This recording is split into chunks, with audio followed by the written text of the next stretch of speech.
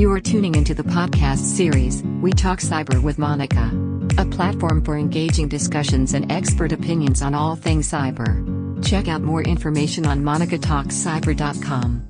Welcome to the podcast series, and let's hop right into today's episode. Hi everyone, good morning, good afternoon, good evening, wherever you're tuning in from today. Welcome to today's episode of We Talk Cyber with Monica. I'm your host Monica Verma, and I'm welcoming you to yet another exciting episode. We have a wonderful guest with us today, who's none other than Tanya Janca, founder of We Hack Purple Academy. Hi Tanya, how are you doing? Good, how are you, Monica? Thanks for having me. It's lovely to have you. Would you like to just introduce yourself and how did you get into cybersecurity? Absolutely. So I was a software developer for a really long time. I come from a family of software developers. So my aunts and uncles, almost all of them, and several of my cousins, we all work in tech.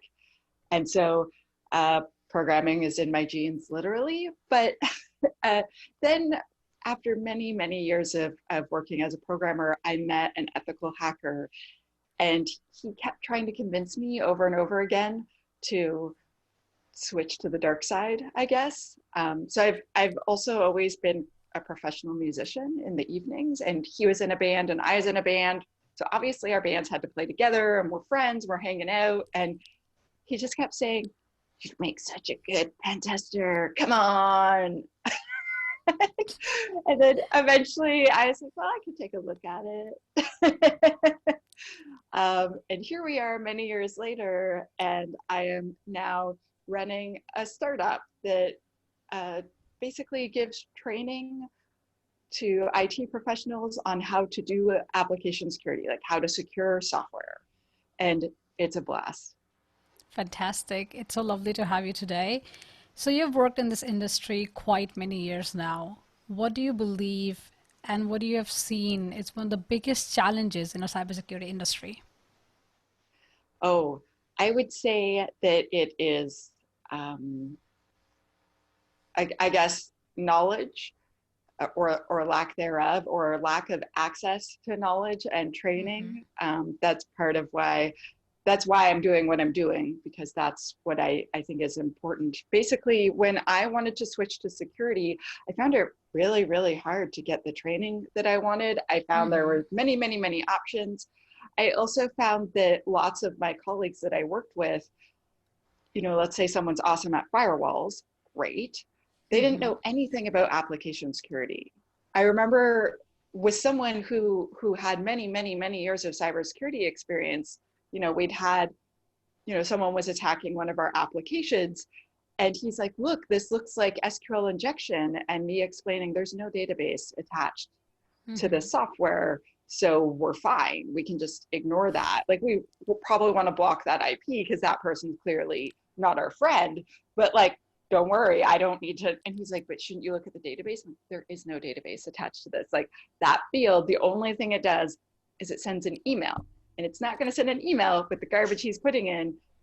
So we're cool. And he's just like, and I actually had to whiteboard the app to finally get him to agree. And he still had this, I don't know. It has the 1 = 1 thing. Right. Yeah. So knowledge is not readily available. Right. And I believe that's also one of the things that you said you're doing with your company.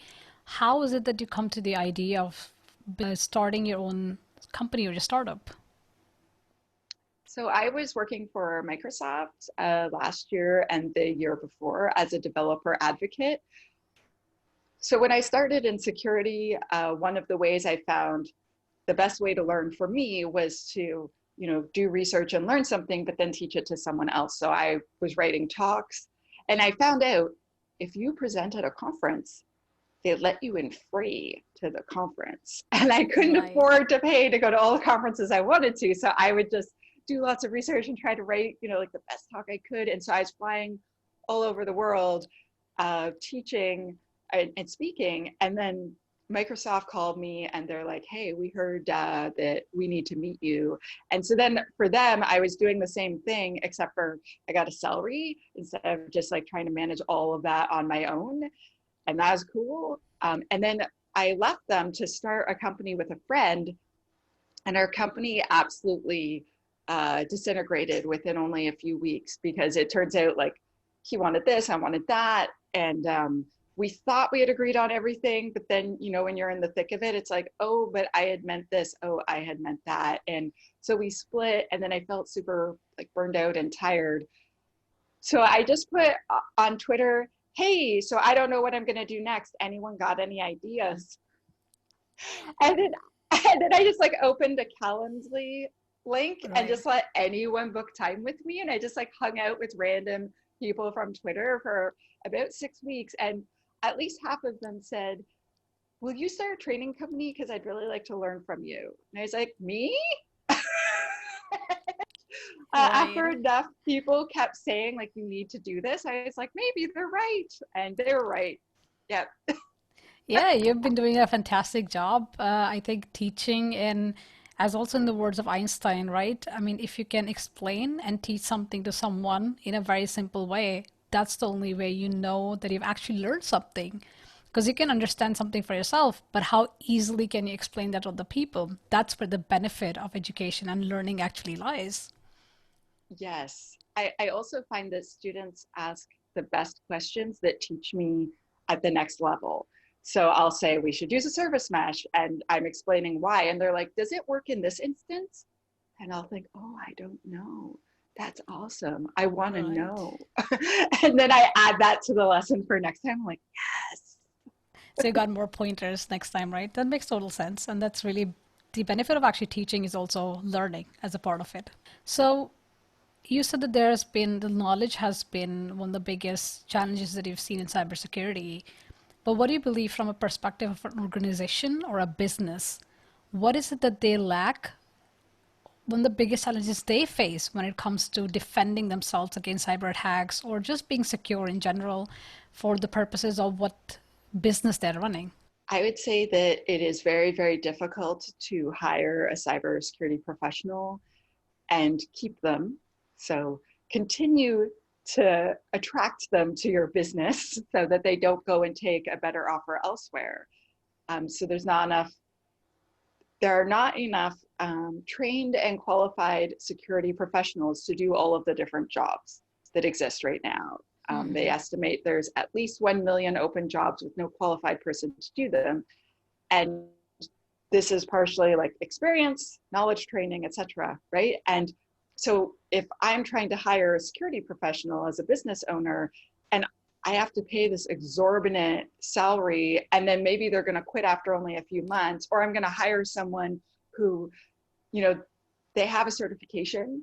So I think that sounds good, but I'm not sure because I'm not an expert in this area. Like when you hire an administrative assistant, you know what you want them to do. But if you're hiring a CISO and you don't understand security, you're like, I know I need someone to do security. I know this is a problem. I have no idea what needs to be done. So you're hiring someone you have to put so much trust in this person. And so I think that's why a lot of people are getting certifications, because they're trying to demonstrate, I know stuff. Does that make sense? And we have all these people doing hiring and they just don't know what to ask. They don't know, um, they don't know what to look for, and they don't even know what job to hire for, right? Do I need a CISO? Do I need an application security professional? Am I trying to hire a full-time pen tester? Is a pen tester going to be interested to still work here after 6 months? Like all those things, they don't even know the strategy. And so it ends up, they know they need help and they don't know what help they need. And I see that as a big problem. Right. So, what is Mhm. your key recommendation to the hiring department, HR, or hiring manager when they're looking out for cybersecurity talent? What I have done in the past, I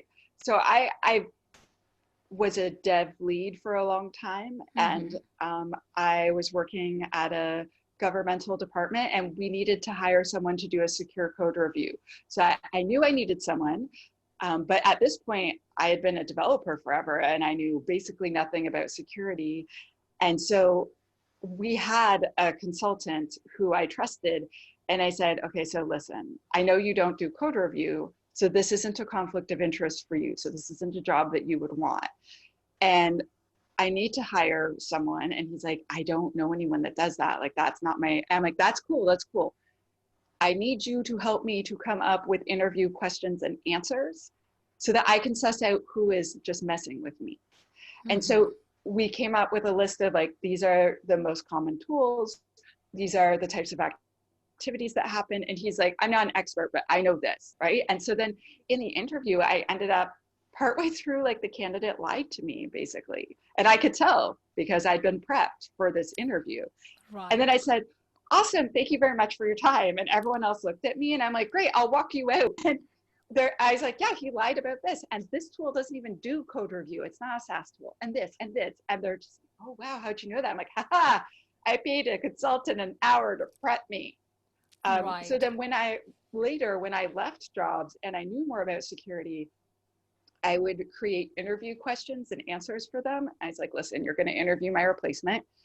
Here's a bunch of questions that you can ask, and then here's the expected response. So if they do this, they fail. They do that, they fail. They do this, like explain one of the OWASP top 10 vulnerabilities to me. Like, I'm a software developer. Tell me what the risk is, how urgent it is that I fix it, and then tell me how to fix it.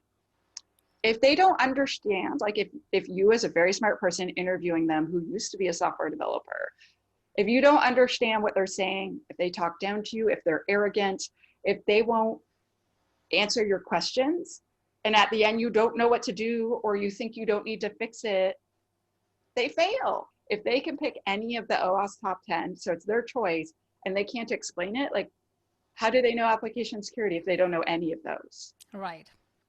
And that brings us to a very good point, is about the communication within cybersecurity, because if you look at, yes, we have challenges in terms of education, challenges in terms of qualified people, challenges in terms of not just hiring, but also retaining talent. And then there is obviously the challenge of communication. And because we have so many different sub areas within cybersecurity that go from anywhere from very technical to very non-technical and business oriented, cybersecurity is one field that definitely requires stakeholders from different areas that don't necessarily know cybersecurity and the technical aspects of it.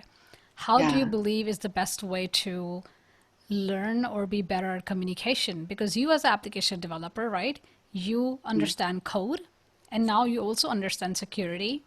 But when you're talking to CISOs, which understand security, but then you're talking to CIOs and the CEOs and the board, how do you believe that cybersecurity professionals, independent of which field and sub-area they come from, how do they get better at communication? I actually took communication classes and took some soft skills classes because when I was younger, I was so blunt and forward that it would make people very uncomfortable. And so I learned the skill of beating around the bush, like warming someone up to the topic and then asking for what you wanted. Because I would just go to their desk and say, I need you to delete this repo. Can you do it in the next 5 minutes? And they're just like, what? And I would just, and my personal life too, I would be very, very direct. And so at one point I decided I wanted to be a manager. So a thing that happens to women in tech is that everyone tells them repeatedly that they should be a manager. Or in my case, even I had a boss change my job without my permission to be managerial. And so that wasn't very cool. And so I took all these classes to try to learn like better communication skills and figure out like, oh, I have to change the way I approach different types of people if I want to get what I want, right? Like in your personal life, you can be yourself, but at work, sometimes, if you're talking to someone that's very, very introverted, I'll like soften my voice and lower the volume and have slightly different body posture than if I'm speaking to someone who is very, very confident, very assertive, who speaks louder. I should match their volume. And so I took tons of classes, and then I tried being a manager 4 different times and hated it all 4 times. And I was like, God, that's awful. I definitely don't want to do that. And so then I'm just like, forget that. And then I was like, I'm just going to go back to the thing that actually makes me happy all the time and just like dive back into tech. But that's a very valid point in the sense that that also shows that people should really try to find what sub area within cybersecurity or risk management gives them actually pleasure, because there are so many Yeah. opportunities. There is so many different areas that require different expertise, that require different skill set, that could Mhm. fit your personality, instead of just trying to fit into different areas that you are actually not really comfortable with. And that's something I also tell the young talent and the new people. There is a lot that needs to be done, from all the way from very technical aspect to very people aspect and people skills. So you should really try to find out what makes you the most comfortable and where do you have the most fun. I actually started as a pen tester because I thought, because that's what my mentor did. And then that's what everyone did. So everyone I knew in security either did risk analysis or they did firewall stuff, which was my level of knowledge at that point, or they were a pen tester. So I was like, okay, well, pen testers deal with apps. That's what I like apps, so I'll do that. But then I joined the OWASP community, became an OWASP leader, and I realized, oh my gosh, there's this other job called application security, and it's so awesome. I just get to hang out with devs and just nerd out all the time. I get to like try cool new tools. I still sometimes do security testing, but I also, because as a pen tester, I was so terrible. I just kept doing AppSec and I didn't realize I was doing it wrong. So I would find some results partway through my test and then I would just go to the dev's desk and be like, hey, I found this. But you know what? Like we have 3 weeks left in this engagement. So like if you fix this, like I'll send you some instructions. I could help you. And then like when I do my final report, I won't include it because you fixed it. Right. I would just be at the dev's desk all the time. And they're just like, no, Tanya, just hack this stuff. You don't have time to talk to them. Just write a report in 4 weeks and send it to them. I'm like, no, I think they need to know this now. And I just, yeah, so I wasn't really the best pen tester.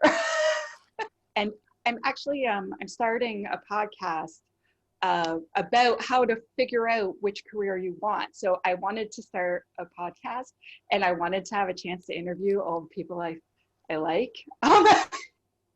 So I just like having on all these people that I know or that I follow that their jobs are cool. And I'm just going to ask them about their jobs. Like, so you do like digital forensics. What is that like? Like, What is how'd you that, get that right? job? Like, what is a day like in your, like, do you have a streak of gray hair from your job? Or are you like, I love this, this is cool. And because there's all these different jobs in security I've always been curious about. And so I'm like, what if I make an excuse to just ask all those questions I've always wanted to ask? That makes Yeah, total sense. I think I'm doing the same with my podcast now, just asking people right. all the different aspects of cybersecurity. And you know that my website that just came out, Monica Talks Cyber, is about all things cyber. And I'm very interested in everything from cybersecurity to risk management to business continuity, because just like you, it's very similar to your story. I started in as a pen tester as well as a hacker. And even though I enjoy it quite a lot, actually, I really love doing it.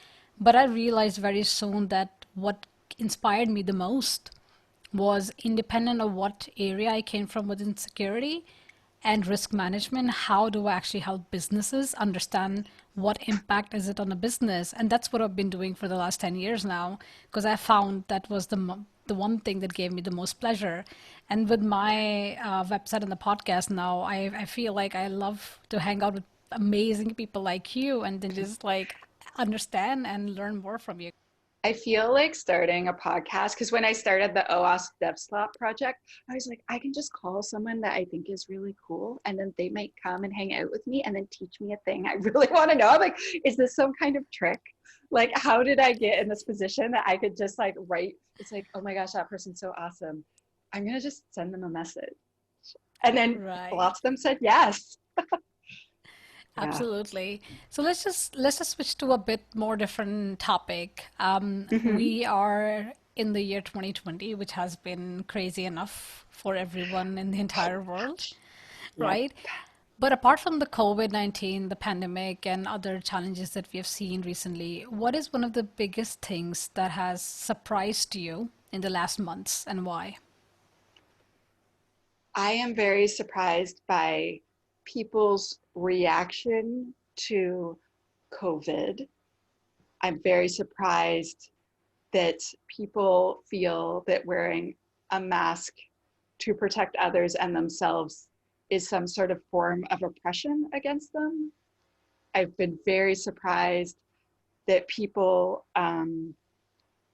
seem to not immediately volunteer to protect others. Like, I'm just shocked. I'm like, of course I'll do the thing, right? And I'm super shocked that there are people that are against that.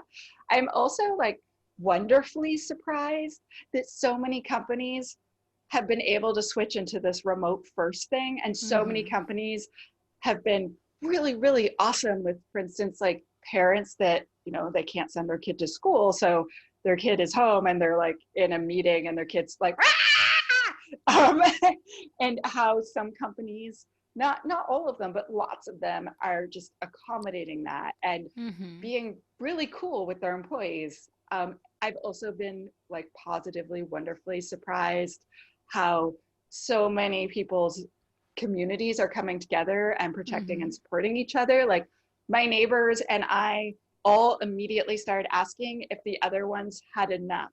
Do you have enough toilet paper? The store is out, but I got some. Do you want some? Or like, do you have enough food? Do you have enough this? It's like, you're immune compromised. Do you want me to go to the store for you when I get my groceries and I will get yours too? Like, just checking in on each other all the time. And then the fact that we would all come together and become stronger and like form better community. Like, I've already been the type to talk to my neighbors, but it really like very much so brought us together. And I'm just like, this is awesome. So lots of wonderful surprises, but also just the lack of, just like really shocking. I'm also very, in 2020, the Black Lives Matter movement. I've been very, so I feel this is a long time coming. I feel that Black people have been getting the worst possible deal for a very, very long time. And the things that people are doing to try to make change, the things that are working, the things that aren't working, the very surprising reactions from the government. And also, so I just published an article, so I have like a little book club, and the book club is just me.